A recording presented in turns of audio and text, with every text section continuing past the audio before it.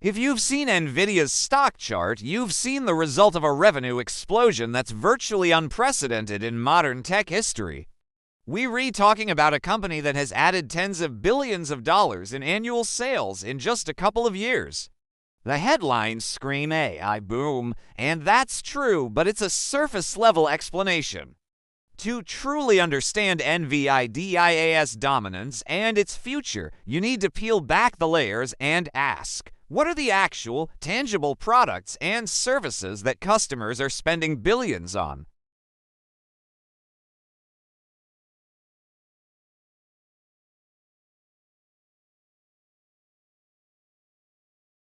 Today, we're going to dissect NVIDIA's revenue growth with the precision of a surgeon. We'll break down its official reporting segments, reveal the surprising economics of its software, and connect the dots between silicon, systems, and subscriptions. By the end, you won't just know that NVIDIA is growing. You'll understand the precise mechanics of how it's growing, and more importantly, whether this model is sustainable. This is critical knowledge, whether you're an investor, a tech professional, or just fascinated by one of the most important companies on the planet.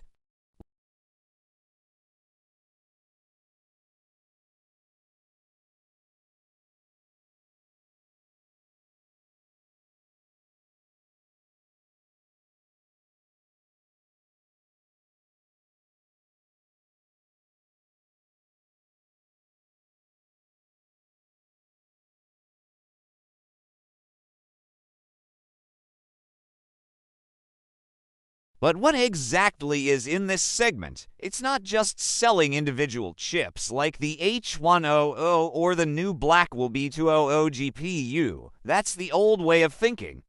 NVIDIA's growth is being driven by selling complete, massive rack-scale systems. The key product here is the NVIDIA DGX system. Think of a DGX as a supercomputer in a box, specifically designed for AI training and inference.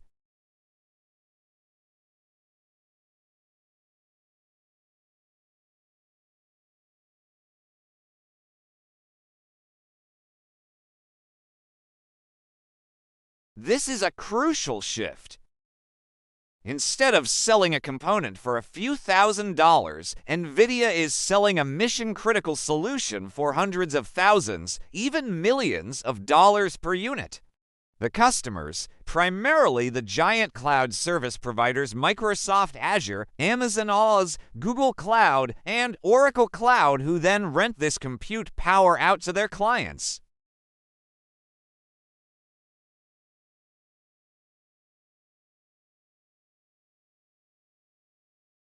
The demand driver is clear, the global scramble to build and deploy generative AI. Every tech CEO has mandated their company to integrate AI, and that process starts with buying or renting NVIDIA's hardware. The data center growth is a direct meter for global AI infrastructure investment. Now, let's talk about the segment that built NVIDIA's brand and remains a cash cow, though it's now overshadowed by data center, gaming.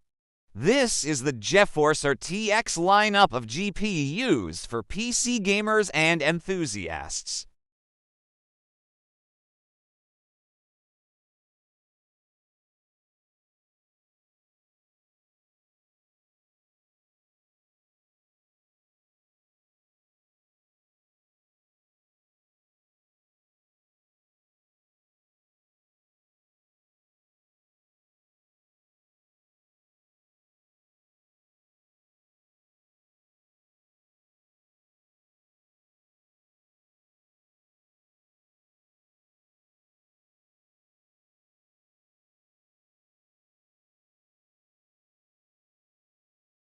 But as the engine for running local AI models, creative AI tools, and advanced features like DLSS, which uses AI to upscale graphics. So, while gaming revenue might not see the hypergrowth of data center, it's a stable, profitable foundation with a loyal customer base, and it's now subtly benefiting from the same AI narrative. The third pillar is professional visualization. This is the Quadro and now RTX workstation graphics cards for professionals, architects, engineers, film studios, and designers. These GPUs power complex 3D rendering, computer-aided design, and scientific visualization. Think of the computing behind a Pixar movie or the design of a new airplane.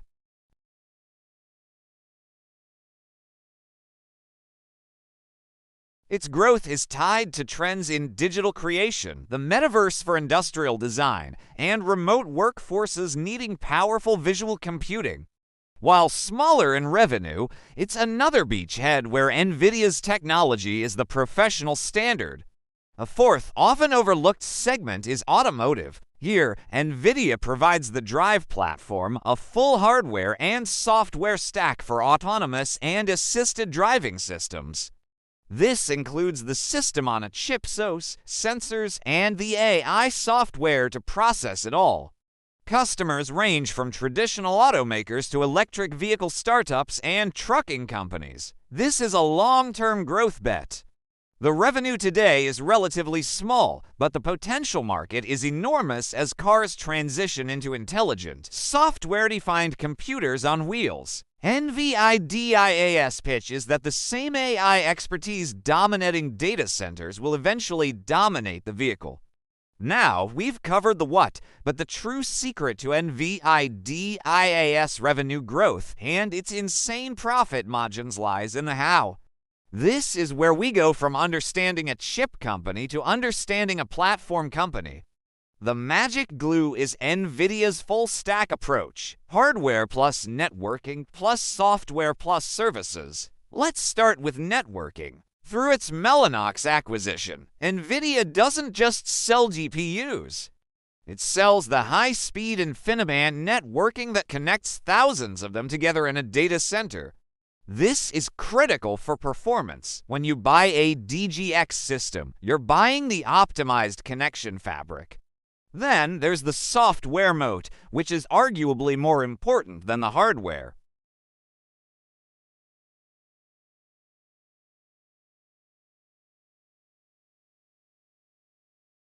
After over a decade of development, CUDA has become the de facto standard for AI and high-performance computing. Millions of developers are trained on it. Entire research papers and company projects are built on it. This creates monumental switching costs. Even if a competitor made a chip that was 20% faster, migrating an entire software ecosystem would be a years-long, billion-dollar headache for customers. This lock-in allows NVIDIA to command premium prices.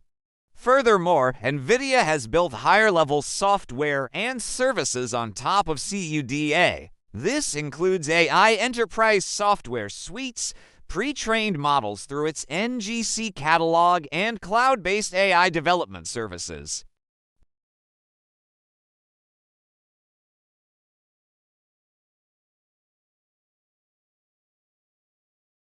This is the ultimate goal, a high-margin, predictable revenue stream that smooths out the cyclicality of hardware sales.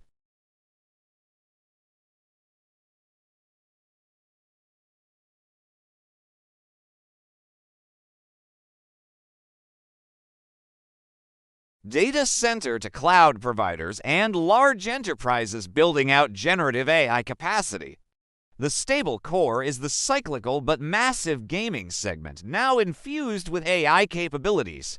The specialized high-margin businesses are professional visualization and the future-facing automotive platform. And underpinning it all is the immense strategic advantage of a full-stack platform controlling the critical networking and, most importantly, the essential CUDA software ecosystem that binds customers to its architecture.